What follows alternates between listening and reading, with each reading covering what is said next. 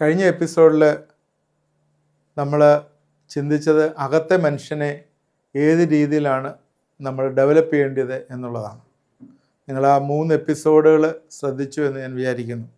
അതുമായിട്ട് ബന്ധപ്പെട്ട് നമ്മൾ മനസ്സിനെ എങ്ങനെയാണല്ലോ കൺട്രോൾ ചെയ്യേണ്ടത് എന്നുള്ളതാണല്ലോ ചിന്തിക്കുന്നത്. നമ്മുടെ മനസ്സിൽ എങ്ങനെയാണ് നമ്മൾ സ്ട്രോങ് ഹോൾഡ് ബിൽഡ് ചെയ്യുന്നതെന്നാണ് ചിന്തിച്ചുകൊണ്ടിരുന്നത്. അതുമായിട്ട് ബന്ധപ്പെട്ട് തന്നെ അടുത്ത ഇനി ഒരു 3 എപ്പിസോഡും തന്നെ നമ്മൾ ഈ മനസ്സിനെയും അതുപോലെ നമ്മുടെ വികാരത്തെയും എങ്ങനെ നിയന്ത്രിക്കാം എന്നുള്ളതാണ്. How to control our thoughts and emotion. ഇതാണ് പ്രധാനമായിട്ട് നമ്മൾ അടുത്ത 3 എപ്പിസോഡുകൾ ചിന്തിക്കുന്നത്.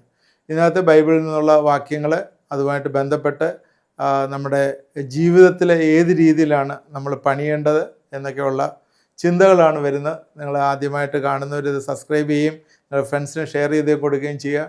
നിങ്ങളിത് പല രീതിയിൽ നിന്ന് പല ബുക്കുകളിൽ നിന്നൊക്കെ നിങ്ങൾ പലതും വായിച്ചു കാണും. How to control your emotion, how to control your mind എന്നൊക്കെ. അതെല്ലാം തന്നെ നമ്മൾ കാണുന്നത് ഈ ലോകത്തിലുള്ള ചില ടെക്നിക്സൊക്കെയാണ്. ഞാൻ അതും ഇതിനകത്ത് റെഫർ ചെയ്യുന്നുണ്ട്. ഈ ലോകത്തിലെ ടെക്നിക്സും ഒക്കെ അതിനകത്ത് റെഫർ ചെയ്യുന്നുണ്ട്. എന്നാൽ അതിലുപരിയായിട്ട് നമ്മുടെ മനസ്സിൽ ദൈവവുമായിട്ടുള്ള ബന്ധത്തിൽ ഏത് രീതിയിൽ പണിയണം എന്നുള്ളതാണ് കൂടുതൽ നമ്മൾ ചിന്തിക്കുന്നത്. നമ്മൾ മനസ്സിനെ എങ്ങനെ പണിയാം, അല്ലെങ്കിൽ ആന്തരിക മനുഷ്യനെ നമ്മൾ പണിഞ്ഞെടുക്കണം. നമുക്കറിയാം, കെട്ടിടം പണിയാൻ നേരത്ത് കല്ലും ഇഷ്ടിയും എല്ലാം കൂടെ കൂട്ടിയിട്ട് കഴിഞ്ഞാൽ കെട്ടിടം പണി നടക്കുകയില്ല. അത് നമുക്കറിയാവുന്നതാണ്. എന്നാൽ ജീവിതം എന്ന് പറയുന്നത് ഈ മനസ്സ് മാറുന്നത് പോലെ ജീവിതം മാറണമെങ്കിൽ നമ്മുടെ മനസ്സും മാറണം.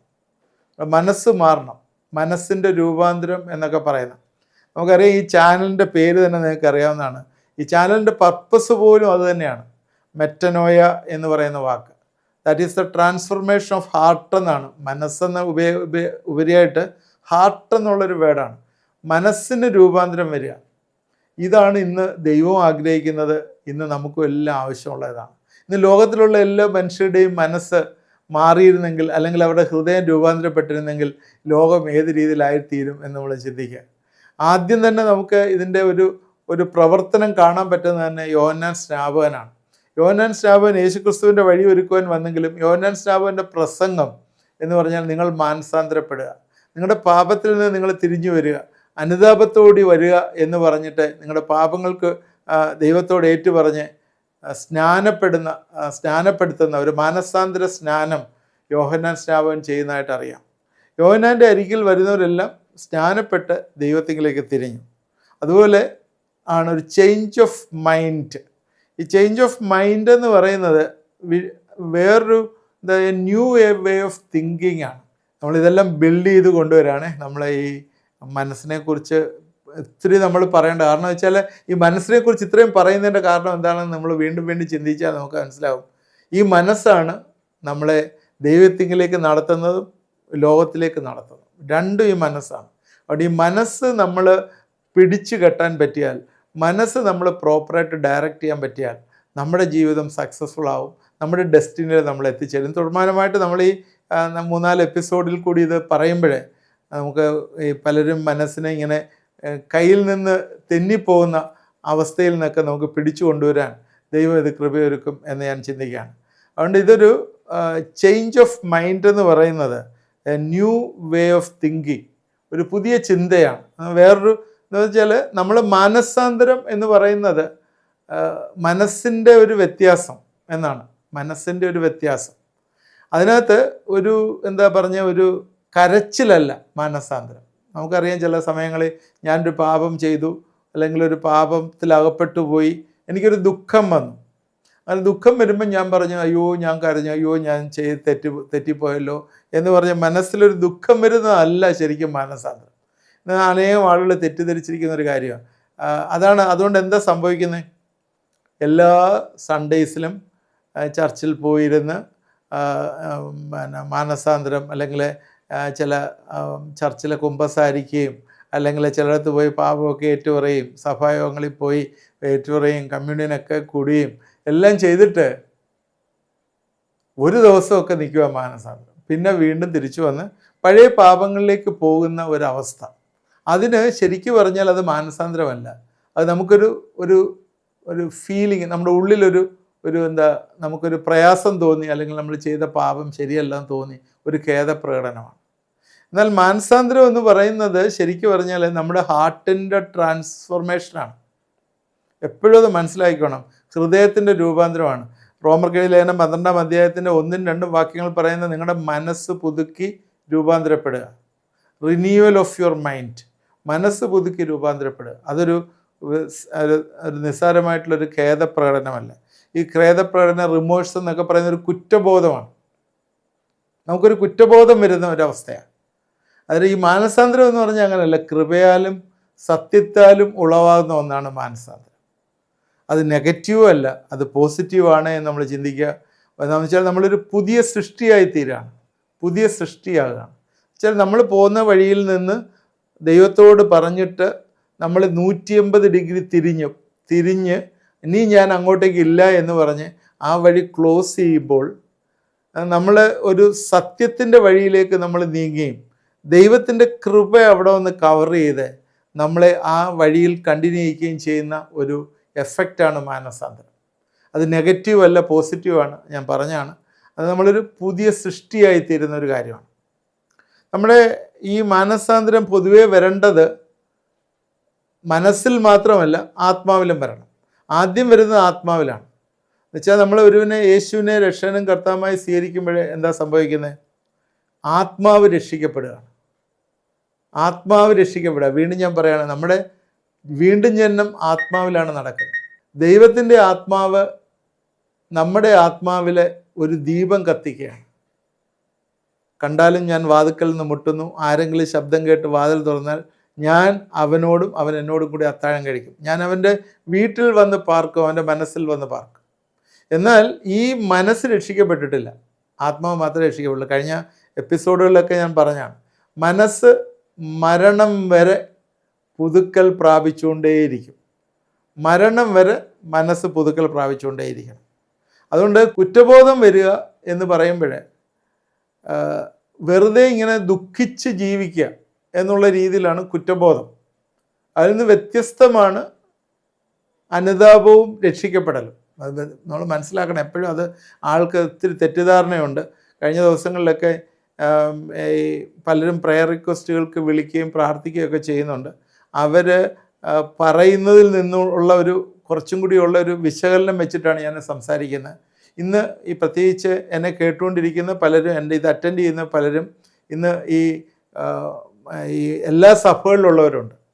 ഈ പെന്തക്കോസ് സഭയോ അല്ലെങ്കിൽ ലോക്കൽ ചർച്ച് മാത്രമല്ല, വിവിധ സഭകളിലുണ്ട്. എന്നാൽ അവരിലൊക്കെ കാണുന്നൊരു കാര്യം, മറ്റുള്ള സഭകളിൽ അതർ പെന്തക്കോസോ അല്ലെങ്കിൽ അല്ലാത്ത സഭകളിൽ മറ്റുള്ള സഭകളിലൊക്കെ കാണുന്ന കാര്യം, ഒരു ബേസ് ഇല്ലാതെയാണ് പലപ്പോഴും ആളുകൾ സംസാരിക്കുന്നത്. ബേസ് ഇല്ലെന്ന് പറഞ്ഞാൽ മാനസാന്തരം എന്താണെന്നും രക്ഷ പ്രാപിക്കൽ എന്താണെന്നും അറിയത്തില്ല. ഈ പാപം ഏറ്റുപറച്ചിൽ ആണ് രക്ഷിക്കപ്പെടുക എന്നാണ് വിശ്വസിക്കുന്നത്. ഇതെല്ലാം വ്യത്യാസമുണ്ട്, ഒരുപാട് വ്യത്യാസമുണ്ട്. ഇതിനകത്ത് മീനിങ്ങിൽ വ്യത്യാസമുണ്ട്. നമ്മളിത് അങ്ങോട്ട് പോകുമ്പോൾ നമ്മൾ ഇതിനെക്കുറിച്ച് നമ്മൾ സംസാരിക്കുക. അതുകൊണ്ടാണ് ഞാൻ ഇത്രയും ബേസിക്കായിട്ട് നിങ്ങളോട് പറയുന്നത്. ഒരു എപ്പിസോഡ് അല്ലെങ്കിൽ ഒരു എപ്പിസോഡ് കൂടുതലെടുത്ത് പറയാം. കുറ്റബോധം കൊണ്ട് വെറുതെ ദുഃഖിച്ച് ജീവിക്കുന്ന പലരുണ്ട്. അയ്യോ ഞാൻ അത് ചെയ്തു പോയി എന്ന് പറഞ്ഞ് കുറ്റബോധം കൊണ്ട് വെറുതെ ജീവിച്ച് ദുഃഖത്തിലിരിക്കുന്നവരുണ്ട്. അവരെന്താ ചെയ്യുന്നത്? അവർക്ക് വരുന്ന ഒരു നിരാശ, ഡിപ്രഷൻ, അവസാനം സൂയിസൈഡൽ ട്രെൻഡ്, ആ ഒരു ടെൻഡൻസിയൊക്കെ വരികയാണ് സൂയിസൈഡ് ചെയ്യാനായിട്ടൊക്കെ. ഉദാഹരണത്തിൽ പറഞ്ഞാൽ നമുക്കറിയാം, യൂദ എന്താ ചെയ്തത്? യേശുവിൻ്റെ ശിഷ്യനായ യൂദ 30 വെള്ളിക്കാശിന് ഒറ്റിക്കൊടുത്തിട്ട് അവന് ഒരു പാപബോധം അവൻ്റെ ഉള്ളിൽ വന്നു, അല്ലേ? പാപത്തെക്കുറിച്ചൊരു ബോധം വന്നു. ബോധം വന്നിട്ട് എന്താ പറഞ്ഞേ? അവന് ആ കുറ്റബോധം അവൻ്റെ ഉള്ളിലുണ്ടാവും. ദുഃഖിച്ച് നടന്നിട്ട് ആ 30 വെള്ളിക്കാശ് എറിഞ്ഞിട്ട് പോയി അവൻ ഞാൻ ചത്തു. അതിന് അവന് വന്നൊരു സൂയിസൈഡൽ ടെൻഡൻസിയാണ്. അതെന്ന് പറഞ്ഞാൽ അതൊരു മാനസാന്തരം അല്ലത് വന്നത്. അവന് വന്നത് ഒരു റിമോഴ്സ് എന്ന് പറയുന്ന, അല്ലെങ്കിൽ ഒരു കുറ്റബോധം അവൻ്റെ ഉള്ളിൽ വരികയാണ്. ഞാൻ ചെയ്ത് തെറ്റിപ്പോയി എന്ന് മനസ്സിലായി, പക്ഷേ അതിൽ നിന്ന് അവൻ കരകയറിയില്ല. ഇതേപോലെ തന്നെ പത്രോസ് ഉണ്ടായിരുന്നു. പത്രോസിനെ നമുക്കറിയാം.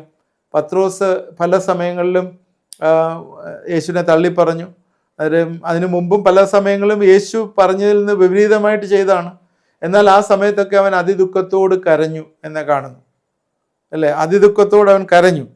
ഉടൻ തന്നെ എന്നാൽ നമുക്ക് കാണാം, പിന്നീട് കാണാം, അവനൊരു റിപ്പൻറ്റൻസിൽ വന്നതുകൊണ്ട് അപ്പോസ്തലന്മാരിൽ പ്രധാനിയായ ഒരു ശിഷ്യനായി തീരാനായിട്ട് പത്രോസിന് കഴിഞ്ഞതായിട്ട് കാണാം. പത്രോസിനെയാണ് ആദ്യത്തെ ആദ്യം പത്രോസ് എന്ന പാറമേലാണ് യേശുവിൻ്റെ സഭയെ പണിയാനായിട്ട് യേശു തിരഞ്ഞെടുത്തത് നമുക്കറിയാം. അതിൻ്റെ കാരണം തന്നെ അവന് തിരിച്ചു വരുന്ന ഒരു അനുഭവമായിരുന്നു അവനുണ്ടായിരുന്നത്. അവൻ മാറിപ്പോയെങ്കിലും പിന്നെയും അവൻ മാറിപ്പോയി. യേശുക്രിസ്തുവിൻ്റെ ഉയർത്തെഴുന്നേൽപ്പിന് ശേഷവും അവനെ മീൻ പിടിക്കാൻ പോയി, പിന്നെ അവനെ തിരിച്ചു കൊണ്ടുവന്നു. എന്നാൽ അതിലൊക്കെ അവൻ്റെ ഒരു മാനസാന്തരം അവിടെ എല്ലാം കാണുന്നു. യേശു അവനോട് നീ അധികമായി എന്നെ സ്നേഹിക്കുന്നു എന്ന് ചോദിച്ചപ്പോഴും അവിടെ ഒരു മാനസാന്തരം വന്നിട്ട് പറയാണ്, നീ എല്ലാം അറിയുന്നു കർത്താവേ എന്ന് പറഞ്ഞ് തിരിച്ചു വരുന്ന ഒരു പത്രോസിനെ നമുക്ക് അവിടെ കാണാം.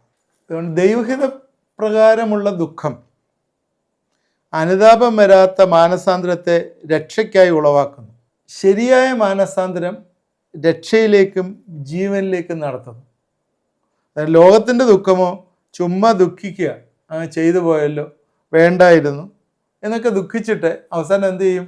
ഒരു കയറന്വേഷിക്കുകയും വിഷം തേടി പോവുകയും അതുപോലെ തന്നെ ഷോക്ക് അടിച്ച് ചാകാനായിട്ട് നോക്കുകയും വയറന്വേഷിച്ച് പോവുകയൊക്കെ ചെയ്യുന്നതായി കാണാൻ പറ്റും. ഇത് രണ്ടും വ്യത്യാസമുണ്ട്. അത് നേരത്തെ ഞാൻ പറഞ്ഞ എക്സാമ്പിൾ പറഞ്ഞാണ്. ലൂക്കോസിൻ്റെ സുവിശേഷം 15-ാം അധ്യായത്തിലെ നമുക്കറിയാവുന്ന കാര്യമാണ്, എല്ലാവർക്കും അറിയാവുന്ന ഒരു കാര്യമാണ് മുടിയൻ പുത്രൻ്റെ കഥ. യേശു പറഞ്ഞ ഉപമയാണ്.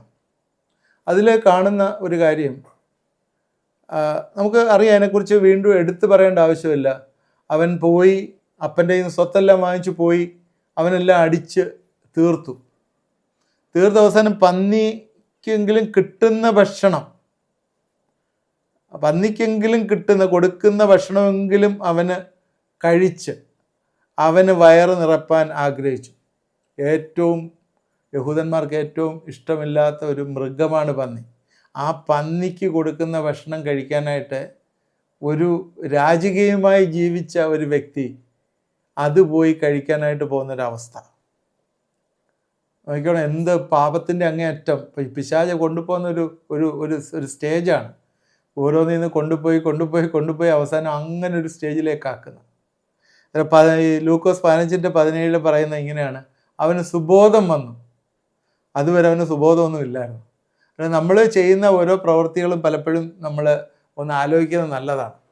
ഇതൊക്കെ ചെയ്യുന്നത് നമ്മുടെ ആര് പറഞ്ഞിട്ടാണ് ചെയ്യുന്നതെന്ന് നിങ്ങൾ ഒന്ന് അന്വേഷിക്കുക. എന്നുവെച്ചാൽ നമ്മുടെ ഹൃദയത്തിൽ നമുക്ക് തോന്നുന്ന കാര്യങ്ങൾ ചെയ്യുകയാണ് നല്ലതെന്ന് പറഞ്ഞിട്ട്. എന്നാൽ അവന് സുബോധം വന്നപ്പോൾ അവൻ തിരികെ വന്നു എന്നെ കാണുന്നു.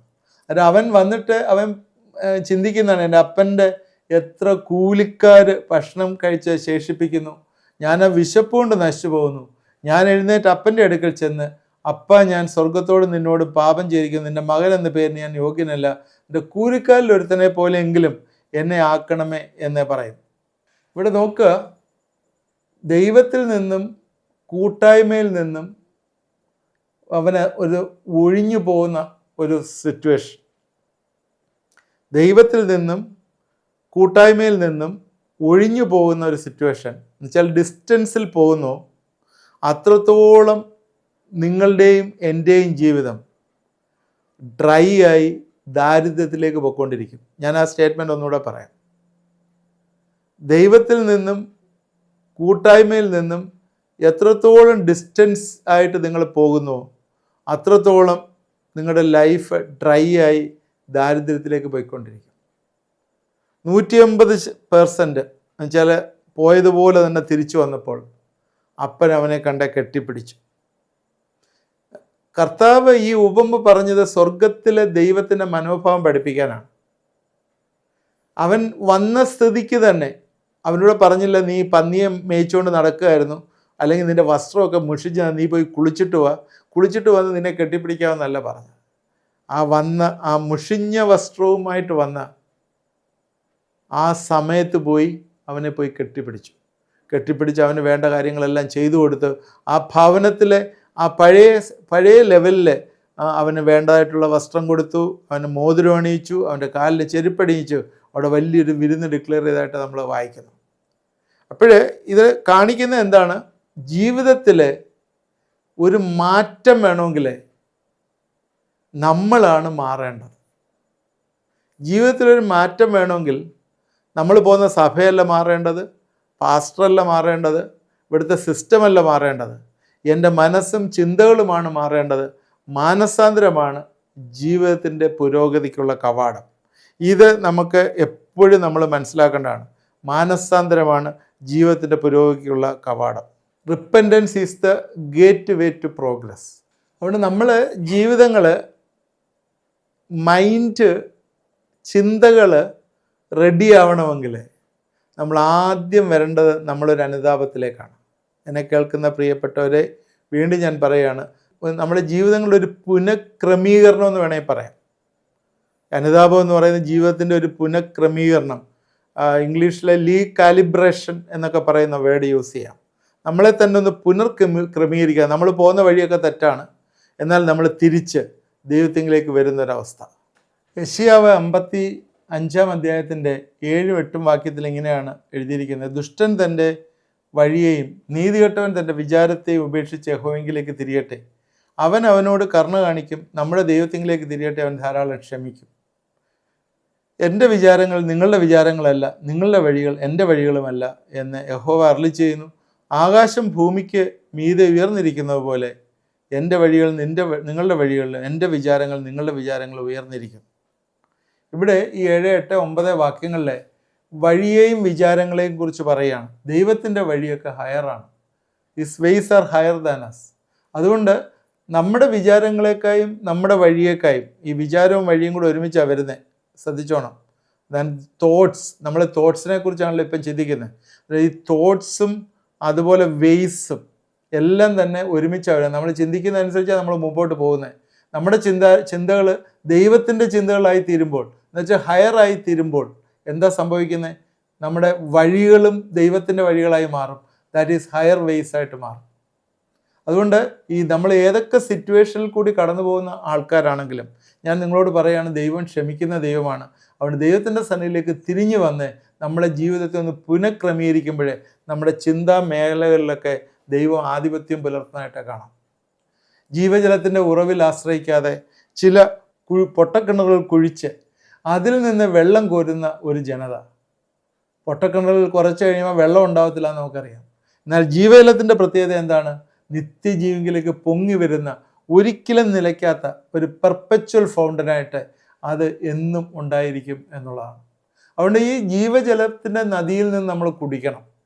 അതാണ് നമ്മുടെ തോട്ട് പ്രോസസ്സിനകത്ത് ആദ്യം നമ്മുടെ ചിന്തകളെ കൺട്രോൾ ചെയ്യാനായിട്ട് നമുക്ക് ഏറ്റവും പറ്റിയ, നമ്മൾ റിപ്പൻറ്റ് ചെയ്യുക എന്നുള്ള, നമ്മുടെ പാപങ്ങളെ ഏറ്റുപറഞ്ഞ് ദൈവത്തിലേക്ക് തിരിയുമ്പോഴേ അവിടെല്ലാം ദൈവത്തിൻ്റെ ശക്തി വന്ന് കയറുകയാണ്. നമുക്കൊരു ഉന്മേഷം തരികയാണ്, നമ്മളെ റിഫ്രഷ് ചെയ്യുന്ന ഒന്നാണ്. അത് നമ്മൾക്ക് ഒരു ബലം തരുന്ന ഒരു കാര്യമാണ്. നമ്മുടെ ജീവിതങ്ങളിലൊക്കെ വേറൊരു ഫേസിലേക്ക് നമ്മൾ ഷിഫ്റ്റ് ചെയ്യുന്നതാണ്. ആത്മാവിൻ്റെ കാര്യം നേരത്തെ സംസാരിച്ചപ്പോൾ ഞാൻ പറഞ്ഞതാണ്, ഓരോ കാലങ്ങളിലെ ദൈവം നമുക്ക് പല കാര്യങ്ങളും വെളിപ്പെടുത്തി തരും.